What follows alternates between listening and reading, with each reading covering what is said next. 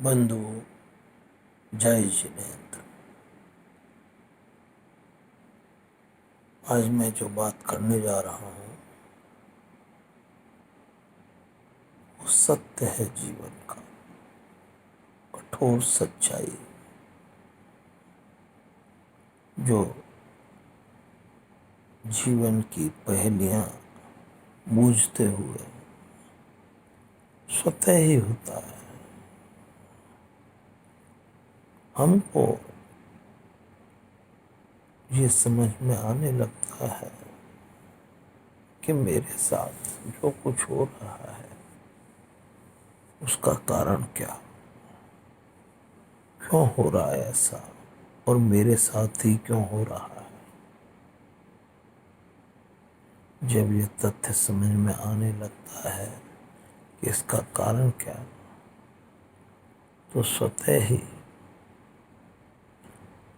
हमें दूसरे पर दोषारोपण करने का भाव नहीं रहता। क्या है इसका यथार्थ, इसको एक उदाहरण से समझने की कोशिश करते हैं। बताते हैं भीष्म पितामह जब शरशैया पर पड़े थे तो क्योंकि उन्होंने अपने जीवन में इतना बड़ा त्याग किया था कि अपने पिता की इच्छा पूरी करने के लिए आजीवन ब्रह्मचर्य व्रत लिया था।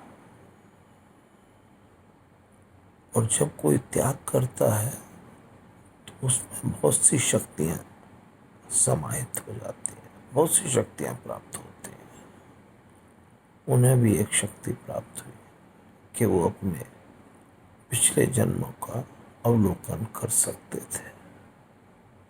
शरशैया पर लेटे लेटे उन्हें अचानक विचार आया कि मेरे साथ ऐसा क्यों हुआ। जब उन्होंने अपने पिछले जन्मों को देखना शुरू किया तो 100 जन्मों तक जब देख लिया उन्होंने तो उन्हें कहीं ऐसा कारण नहीं मिला जिसकी वजह से उन्हें ये शरशैया पर लेटने का दुख प्राप्त हो सके। कोई कारण नहीं दिखा। उन्होंने श्री कृष्ण जी से पूछा कि हे मधुसूदन, मेरे साथ ऐसा क्यों हुआ, मुझे कारण नहीं दिखा, कृपया मुझे इस शरशैया के दुख को सहन करने का कारण बताइए। ऐसी स्थिति मेरे साथ क्यों पैदा हुई। तो श्री कृष्ण जी ने कहा, आप और पीछे जाइए और पिछले जन्मों को देखिए। तो उन्होंने जब 101वां जन्म देखा तो उसमें उन्होंने एक ततैये को कुछ तृण से, कांटे से भेदन शुरू किया था, भेदन किया था उसका, और जिसके परिणाम स्वरूप, जिस कर्म के फल स्वरूप उनको आज शरशैया पर लेटने का दुख सहन करना पड़ा। हम लोग भी अपने जीवन, इस जीवन में ना किया हो लेकिन पिछले किसी जन्म में कोई कष्ट कर्म ऐसा किया होगा जिसकी वजह से आज के दुख हमको झेलने पड़ रहे हैं। एक भजन मैंने सुना, महावेदना भले सतावे, ध्यान तुम्हारा ना छोड़ो, जीवन की अंतिम सांसों तक अपनी समता ना छोड़ो, कभी न मांगो प्रभुवर तुमसे, कष्टों से मुझे मुक्ति दो। हे भगवान, मेरे मन में कभी ये भाव नहीं आवे कि मुझे मेरे कष्टों से मुक्ति दे दो, मैं ऐसी याचना करने की स्थिति में कभी भी ना आऊं। मन में ये विचार आता है, सारी दुनिया कष्टों से मुक्ति मांगने के लिए भगवान के आगे याचना करती है, प्रार्थना करती है, तो ये भजन में ये पंक्ति क्यों आई कि मैं कभी कष्टों से मुक्ति मांगने का भाव भी मन में न लाऊं? उसका कारण क्या? उसका कारण जो अगर हम गौर करें तो समझ में आएगा। कर्म अपना फल देगा।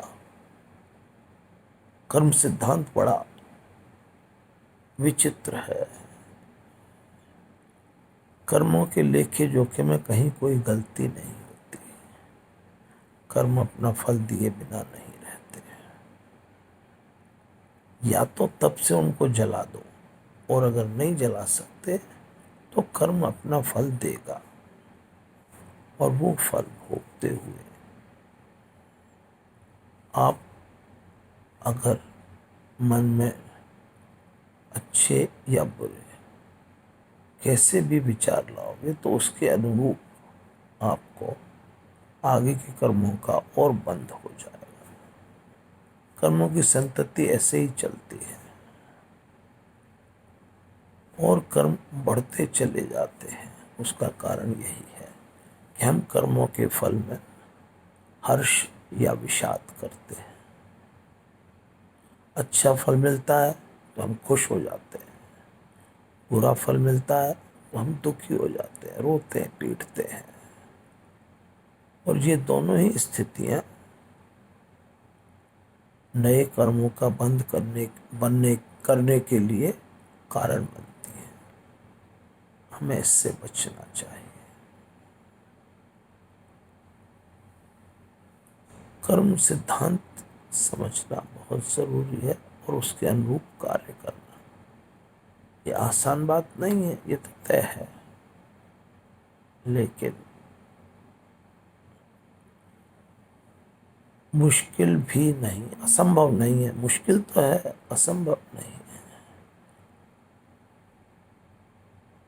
ये हमें समझना जरूरी है और उसके अनुरूप कार्य करना, अपनी सोच बनाना, अपनी मन स्थिति इतनी मजबूत कर लेना, तभी हम इन कर्मों के बंध से छुटकारा पा सकते हैं। कर्म सिद्धांत को हम और इसी प्रकार आगे समझने का प्रयास करेंगे। जय जिनेंद्र।